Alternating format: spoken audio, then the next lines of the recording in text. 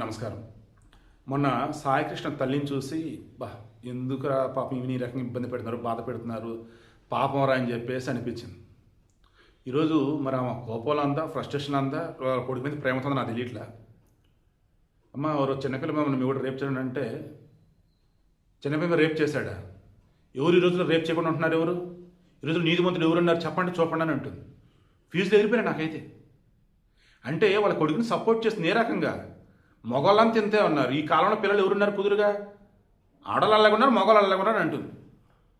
ఏంటమ్మా నీ కొడుకుని చంపేశారు అన్న బాధలో నువ్వు ఉన్నావు, నీకు న్యాయం చేయని చెప్పేసి మేము మాట్లాడుతూ ఉంటే నువ్వు వచ్చి అసలు ఈ కాల పిల్లలు అంతా రేపులు చేస్తున్నారు, ఆడపిల్లలు మొత్తం ఇష్టమై వచ్చి రేపులు చేయమని చెప్తున్నారు, అది రేపు కాదు వాళ్ళు ఇష్టమై ఈమె అనిందండి. ఆ పిల్ల వచ్చి చెప్పింది కదయ్యా ఇష్టపడి వచ్చానని అని ఉంటుందండి. ఇక ఈమె సుగాలి ప్రీతి వాళ్ళ అమ్మ, ఆమె నిజంగా చాలా చాలా థ్యాంక్స్ చెప్తున్నా. ఎందుకంటే ఇక మీదట ఎవరికైనా సాయం చేయాలంటే ఒకటిగా 100 సార్లు ఆలోచించుకోవాలి. ఇక మీదట ఎవరికైనా న్యాయం చేయాలి అని చెప్పేసి ముందుకు అడిగేయాలంటే ఒకటిగా 1000 సార్లు ఆలోచించుకోవాలి.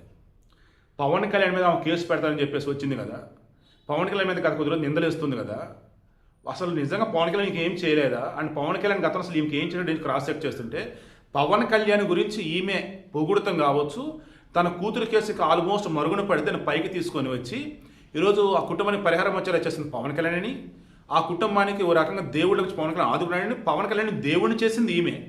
నిజంగా ఆ కుటుంబానికి న్యాయం చేసిన పవన్ కళ్యాణ్ వాళ్ళే. మరల ఈరోజు అదే పవన్ కళ్యాణ్ అనరాని మాటలు అంటుంది ఈమె. అండ్ చాలా ఘోరాతి ఘోరంగా చూపిస్తుంది. అంటే దీని అర్థం ఏంటి? సాయం చేయడానికి ముందుకు రావడం ఆయన తప్ప? వీళ్ళ కుటుంబాలకి ప్రభుత్వం సైడ్ అన్ని కల్పించాడే అది ఆయన తప్ప?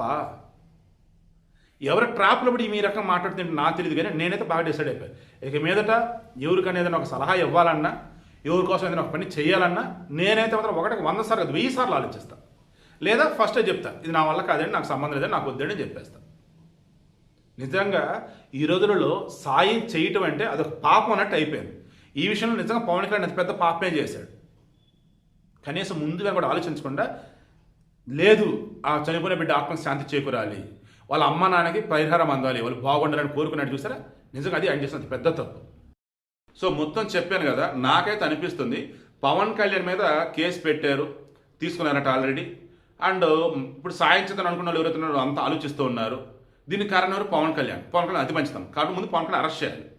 పవన్ కళ్యాణ్ అరెస్ట్ చేసి జైల్లో పెడితేనే అప్పుడు సాయం చేద్దామన్న ప్రతి ఒక్కళ్ళు, సాయం పొందిన ప్రతి ఒక్కళ్ళు వాళ్ళ మనస్సాక్షితో ఆలోచిస్తారు. ఏమన్నట్టు సుగాలి ప్రీతి కేసులో డే 1 నుంచి వాళ్ళకి అండగా ఉన్నది ఎవరు, వాళ్ళని మోసం చేసింది ఎవరు, ఫేక్ జీవో ఇచ్చి సిబిఐకి మోసం చేసిన జగన్మోహన్ రెడ్డి మీద ఈ మీద కేసు పెడతలేదు.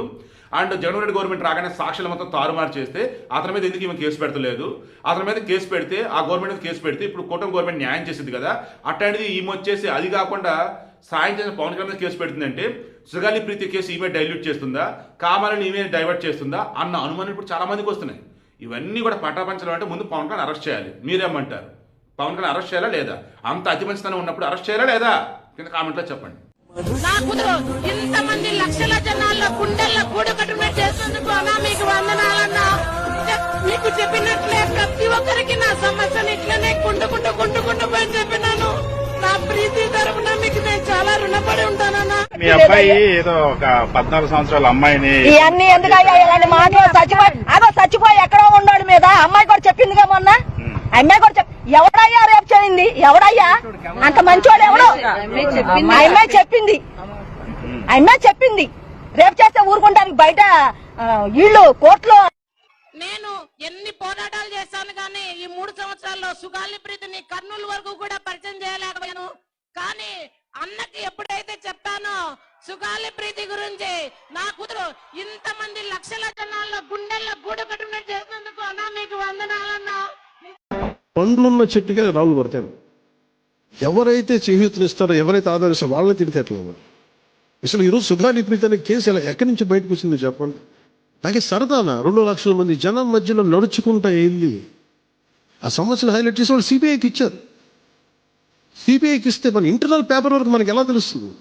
మా దగ్గర నుంచి వెళ్ళింది కానీ ఎక్కడికి వెళ్ళాలో అక్కడి నుంచి ప్రొసీడ్ చేయాలి అక్కడ ఆఫీసు. ఈరోజు పోలీసు చెప్తుంది ఏంటంటే సాక్ష్యాలు వీళ్ళు చెప్తున్న వ్యక్తుల మీద వాళ్ళ డిఎన్ఏకి దీనికి మ్యాచ్ కావట్లేదు. నేను వెళ్ళి సాక్ష్యాధారాలు నేనేం క్రియేట్ చేయలేను అక్కడ. గత ప్రభుత్వం చేసిన తప్పులు. పండ్లున్న చెట్టుగా రాళ్ళు పడతాను. ఎవరైతే చేయూతనిస్తారో, ఎవరైతే ఆదరిస్తారో వాళ్ళని తిరిగారు. అసలు ఈరోజు సుగాలి ప్రీతి అనే కేసు ఇలా ఎక్కడి నుంచి బయటకు వచ్చిందో చెప్పండి. ఇలాంటి అన్యాయం జరిగిందని ఎవరికి తెలుసు?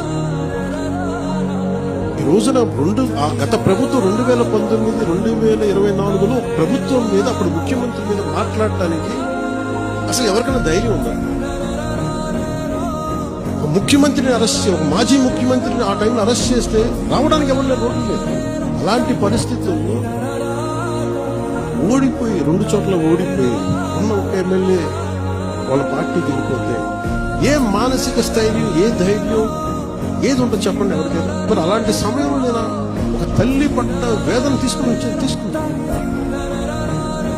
అలాగే సరదానా 2 లక్షల మంది జనం మధ్యలో నడుచుకుంటే ఏంది ఆ సమస్యను హైలైట్ చేసి వాళ్ళు సిబిఐకి ఇచ్చారు. అపాయింట్మెంట్ ఇస్తున్నామమ్మా అని పేపర్ ప్రకటన ఇచ్చి మా నెత్తి మీద చేయబెట్టి మరీ ఇచ్చారు. మరి దాదాపుగా ఇప్పటికి 4 సంవత్సరాలైనా ఇప్పటి వరకు అపాయింట్మెంట్ కాదు కదా. ముద్దాయిలు అయితే కనుక వాళ్ళు కలిసి వాళ్ళ గోడు వింటున్నారు కానీ బాధితుల తరఫున జగన్మోహన్ రెడ్డి గారు లేదని స్పష్టంగా తెలుస్తా ఉంది. మరి మా కేసుకి న్యాయం చేయండి అని చెప్పడం వలన మాకు ఇచ్చే శిక్ష ఇదేనా? పిల్లను పోగొట్టుకుని 7 సంవత్సరాలైనా ఇప్పటి వరకు న్యాయం జరగక రోడ్ల మీద తిరుగుతున్న మాకు ఇంకొక ఇలాంటి అరెస్ట్మెంట్ అవసరమా? ఈ జగన్మోహన్ రెడ్డి కాలంలో మాకు న్యాయం జరుగుతుందా అనే డౌట్లు మాకు వస్తా ఉన్నాయి. మరి నేను విన్నవించుకుంటున్నది ఏమంటే ప్రీతి కేసుకి ఎలాగైనా కూడా సిబిఐకి వచ్చి న్యాయం జరిగే విధంగా నాకు న్యాయం చేయమని కోరుకుంటా ఉన్నాను.